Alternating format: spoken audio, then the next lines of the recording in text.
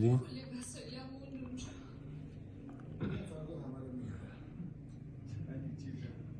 خب حالا چی میشه؟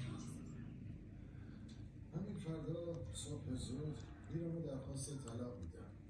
بعد بچه‌م از اونجا برمیدارم و وسایل تو هم میاد اینجا و دیگه زندگی خودمون رو شروع میکنم بدون ترس و آزاد.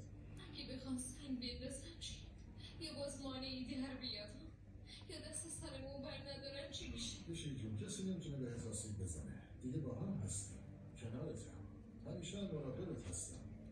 اجازه نمیدم تو و دخترم بتمنی بخورید. حرفای تو مثل رویا میمونه. این رویا نیست، میشه حقیقته. ما دیگه با هم دیگه هستیم و دیگه همیشه کنار هم دیگه میمونیم، شونه به شونه هم.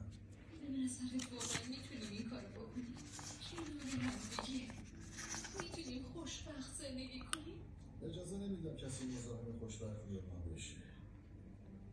تا زمانی که دستتون دست منه ما از پس همه چی برمیاریم.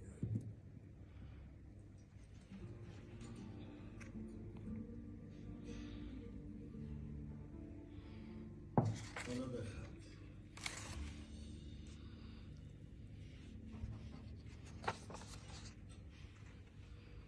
مامان جون خواستم قبل خواب بیام ببینمت. میتونم بیام؟ بیا.